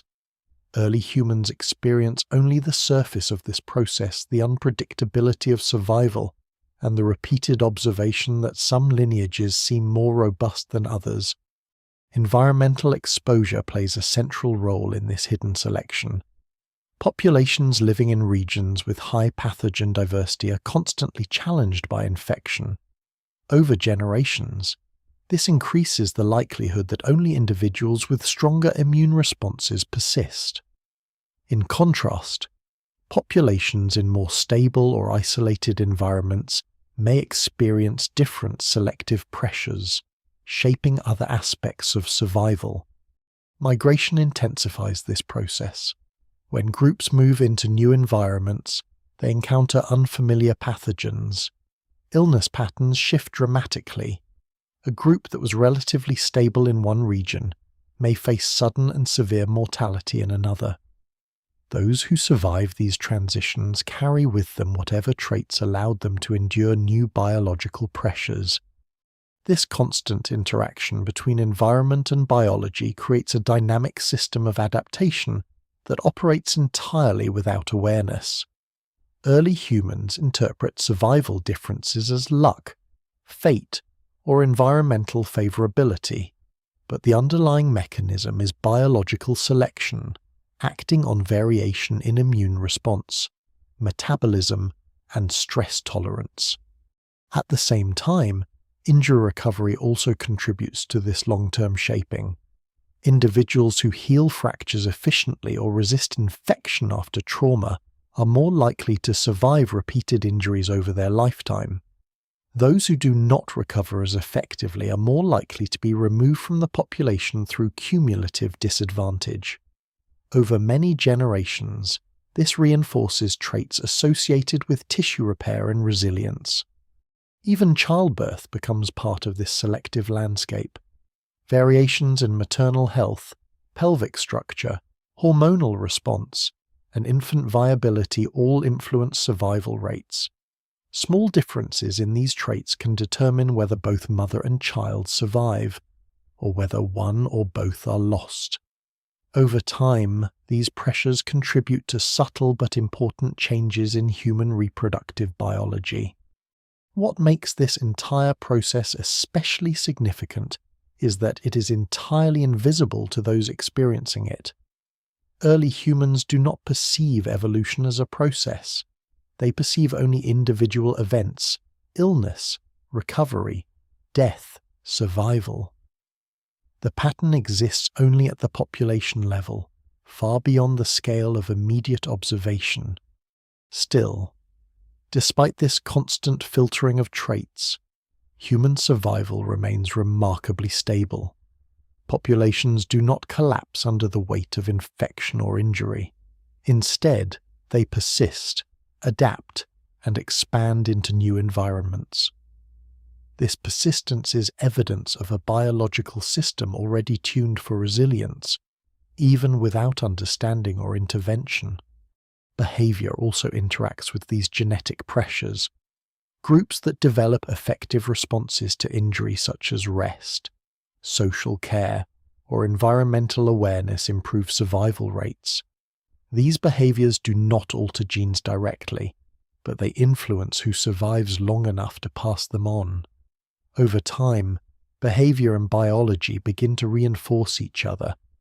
For example, individuals who survive infections due to favorable immune traits may also be more likely to participate in caregiving behaviors within their group. Those who recover from injury may contribute knowledge of environmental risks or beneficial practices. This creates a feedback loop where both biological and behavioral traits influence long-term survival patterns. Despite these complex interactions, early humans experience only uncertainty at the individual level. There is no predictive certainty in injury or illness. Two similar wounds can produce entirely different outcomes. A mild infection may become fatal, while a severe one may resolve without intervention. This unpredictability reinforces the perception that survival is governed by forces beyond human control. And yet, across the deep timeline, control is being exercised just not by individuals or groups in any conscious sense. It is being shaped by survival itself.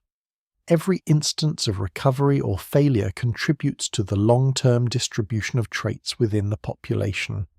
Every environment filters which variations persist. The result is a humanity that is slowly becoming more resilient, not through knowledge, but through repetition of survival under pressure. The body becomes, over generations, more capable of handling the very conditions that once threatened it most severely. All of this occurs without awareness, without intention, and without explanation. Early humans live inside the outcome of a process they cannot see, shaped by forces that operate far beneath the surface of experience. Across vast stretches of time, the human body remains the same kind of organism, yet the environments it moves through change constantly. Ice advances and retreats, forests expand and collapse, rivers shift course, new pathogens emerge in one region, while others fade in another. In this shifting world, survival depends not only on adaptation within a single lifetime, but on the ability of human groups to move, encounter, and survive change itself. Migration is one of the most powerful forces shaping early human survival, and it carries with it an invisible burden exposure to new forms of illness. When a group enters an unfamiliar environment, the body is suddenly confronted with microorganisms it has never encountered before. There is no prior immunity, no accumulated resistance, no behavioral memory of what to avoid. The result is often a sudden rise in illness that appears unpredictable and severe. Early humans experience this as a breakdown in normal survival patterns. A group that functioned well in one region may begin to suffer widespread weakness in another. Injuries that would normally heal begin to worsen. Minor infections become more dangerous. Entire populations may be destabilized not by visible environmental threats, but by invisible biological ones that operate beneath awareness. What makes these transitions especially difficult is the lack of causal understanding. There is no concept of immunity or prior exposure shaping resistance. Instead, illness appears to emerge from the environment itself, as though certain landscapes carry inherent danger. Rivers, forests, and plains may all be associated with health or decline based purely on repeated experience, not underlying biological mechanisms. Over time, however, groups begin to notice that exposure matters. Individuals who survive initial illness in a new environment often become more resistant afterward. While this is not understood as immune memory, it is observed as a pattern once someone has experienced a certain type of sickness and recovered. They are less likely to suffer the same condition again. This observation, though vague, becomes an important survival insight. Migration also reshapes injury patterns. Different terrains produce different types of physical risk. Rocky landscapes increase fractures and falls. Dense forests introduce cuts, infections, and entanglements. Open plains increase exposure to predators and environmental stress. Each new environment imposes a different balance of risks on the body, forcing continual adaptation. In response, early humans begin to adjust behavior in subtle ways. Movement paths are refined to reduce injury. Rest patterns shift according to environmental conditions. Shelter construction becomes more sensitive to local climate. These changes are not systematic, but they accumulate through repeated experience across generations. One of the most important consequences of migration is the mixing of populations. When groups encounter each other, they also exchange biological exposure. This includes pathogens to which one group may be resistant and another may not be. Such encounters can result in significant illness outbreaks, but they also contribute to long-term adaptation by increasing exposure diversity. In this way, migration acts as both a disruptive and creative force. It introduces instability in the short term, but increases resilience in the long term.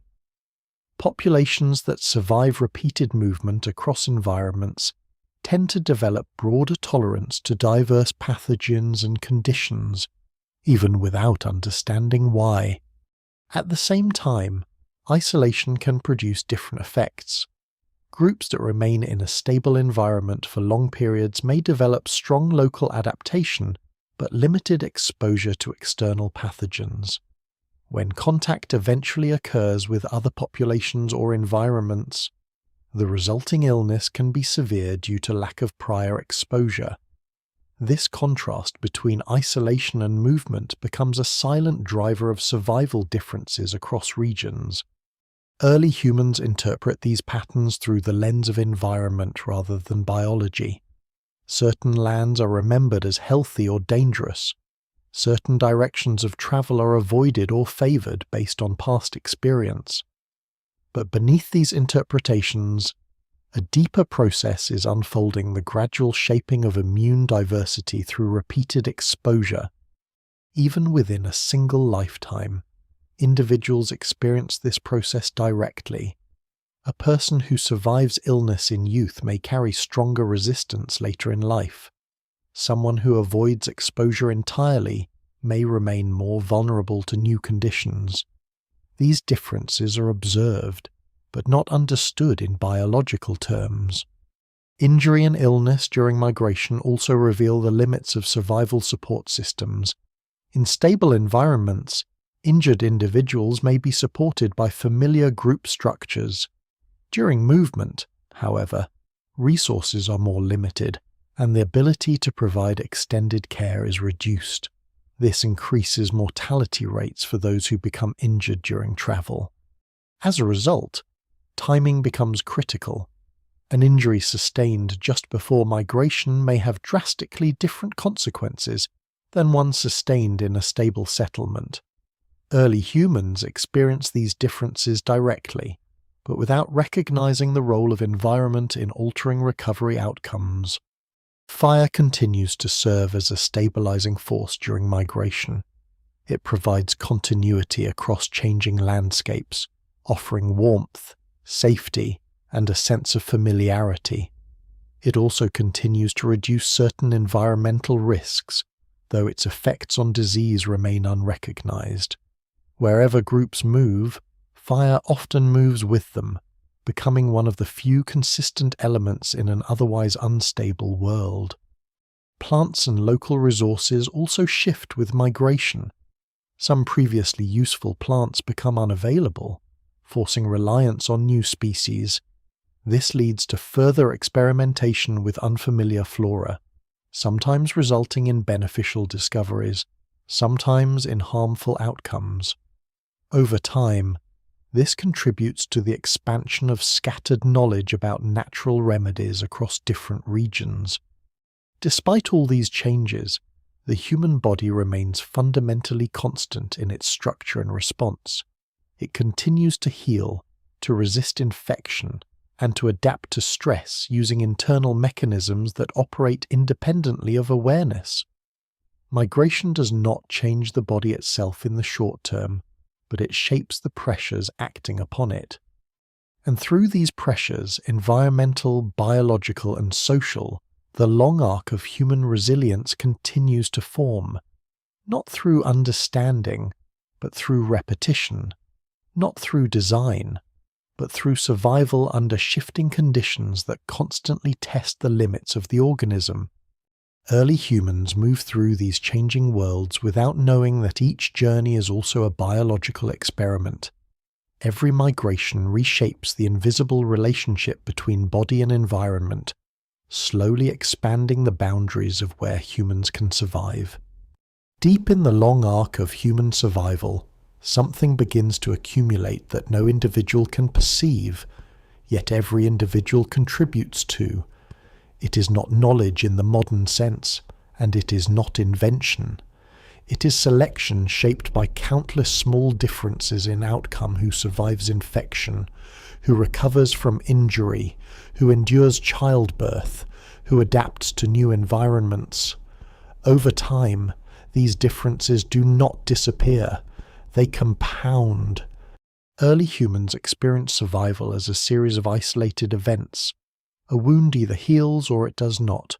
A fever either breaks or it deepens. A child either survives early vulnerability or does not. But across generations, these individual outcomes are not random in their long-term effects.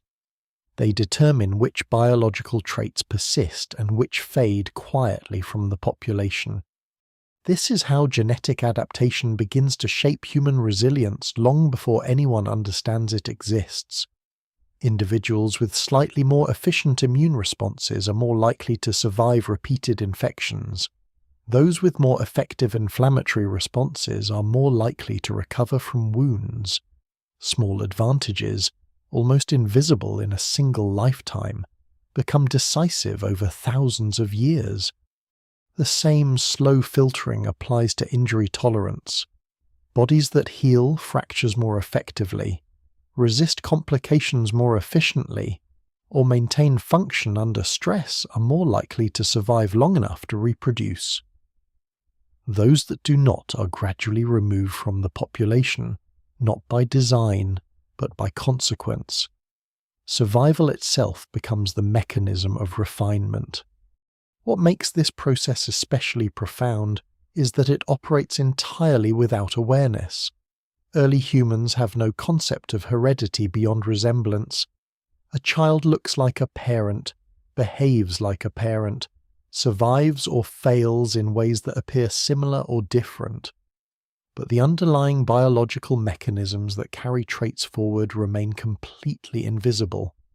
At the same time, environmental pressures continue to shape which traits are favored.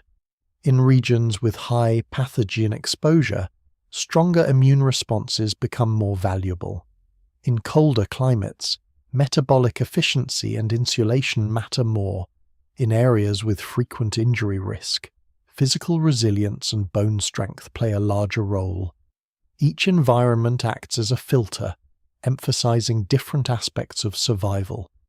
Over time, this leads to subtle differences between populations, not in any categorical sense, but in small shifts in average resilience. These differences are not recognized as biological specialization. They're experienced only as variations in survival outcomes across regions and generations. Behavior and biology begin to interact in increasingly complex ways. Groups that develop effective survival practices such as improved wound care through rest, better environmental selection for shelter, or more consistent caregiving indirectly influence which individuals survive. Those survivors carry both biological traits and behavioral tendencies forward into future generations. This creates a feedback loop between culture and biology. Not culture as formal knowledge, but culture as repeated behavior shaped by experience. Actions that improve survival outcomes increase in frequency. Actions that reduce survival become less common. Over time, this influences which traits are reinforced biologically, because behavior determines survival opportunities. Even childbirth is affected by this long-term interaction. Small differences in maternal health, recovery from previous injuries, nutritional status, and environmental stability all influence survival rates for both mother and infant. Over generations, these pressures subtly shape reproductive biology and infant development patterns. Injury recovery continues to act as another filter. Individuals who survive multiple injuries accumulate experience, but more importantly, they demonstrate biological resilience. Their bodies recover efficiently enough to allow continued survival. These individuals are more likely to contribute to future generations, passing on traits associated with repair and endurance. Yet from the perspective of early humans, none of this appears systematic. Survival still feels uncertain. A strong individual can still die from infection. A weak individual can still survive unexpectedly. The randomness of individual outcomes hides the long-term pattern entirely. This tension between unpredictability and long-term structure defines the entire pre-medical human condition. At the level of daily life, survival is uncertain and often arbitrary. At the level of generations, survival is structured and directional, slowly shaping a more resilient species. Even environmental interaction contributes to this process. Groups that consistently avoid high-risk environments or adapt effectively to local conditions increase their survival rates. Those that fail to adapt decline over time. This reinforces the importance of flexibility, observation, and behavioral adjustment long before these concepts are ever articulated. Fire, plant use, rest, social support, and migration all play indirect roles in this long evolutionary shaping. None of them alter biology directly in a conscious way, but all of them influence who survives long enough to pass traits forward. The result is a deeply interwoven system where environment, behavior, and biology continuously shape one another. And beneath it all, the body remains the central stage of this unseen process. It is the site where selection is expressed, where resilience is tested, and where survival is decided in ways early humans cannot perceive. Every infection overcome, every fracture healed, every childbirth survived contributes to a slow transformation that spans far beyond individual experience. By the end of this long process, humanity is not the same as it was at the beginning, not because of invention or discovery, but because of accumulated survival under pressure. The body itself has been shaped by what it was able to endure, and yet, for those living through it, none of this structure is visible. There is only the immediate reality of survival, uncertain, demanding, and constantly unfolding in the present moment. There is no clear moment in human history when survival stops being purely biological and begins to resemble understanding. Instead, there is only a long, gradual accumulation of small adjustments, behaviors shaped by injury, patterns shaped by illness, instincts shaped by repeated exposure to danger. By the time anything like medicine begins to form, humanity has already been living inside its principles for tens of thousands of years without knowing it. Early humans at the end of this long arc are still vulnerable in the same fundamental ways as those who came before. Infection remains unpredictable. Injury still carries risk.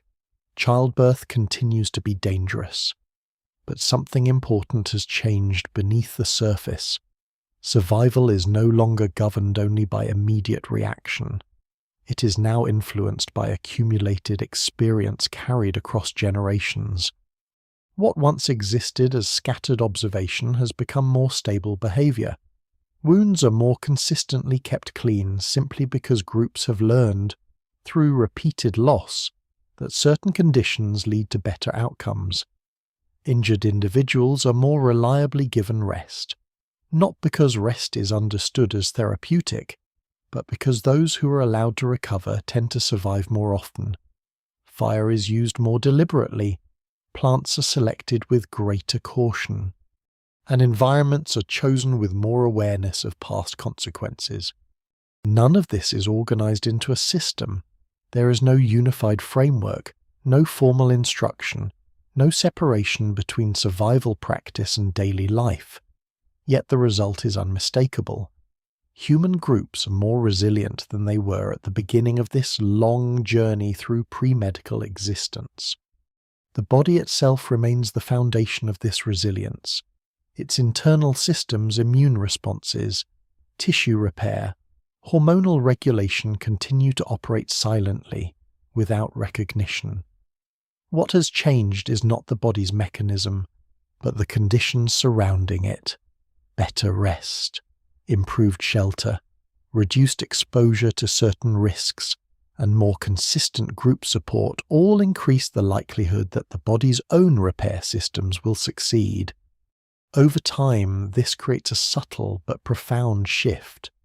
Survival is no longer only a matter of endurance in isolation. It becomes a shared condition shaped by environment, behavior, and accumulated experience. Individuals still live and die by immediate circumstances, but the range of possible survival outcomes has expanded. Even so, unpredictability remains central. There is still no guarantee that a wound will heal or that an illness will resolve. There is no certainty in childbirth or in exposure to new environments. Early humans continue to live within uncertainty, even as the probability of survival slowly improves over generations. What defines this entire era is not control, but adaptation without awareness. Humanity does not master disease or injury. It simply becomes slightly better at surviving them through repetition. Each generation inherits not only biological traits shaped by natural selection, but also behavioral tendencies shaped by collective experience. And beneath this long accumulation of survival lies the most important truth of all: the human body was never passive in this process. It was always active, always responding, always repairing, always fighting invisible forces without recognition. Early humans did not discover healing, they lived because healing was already built into them. Medicine, when it eventually emerges, will not begin as invention. It will begin as recognition. Recognition that patterns already observed for thousands of years are not random, but consistent. That certain actions reliably support recovery.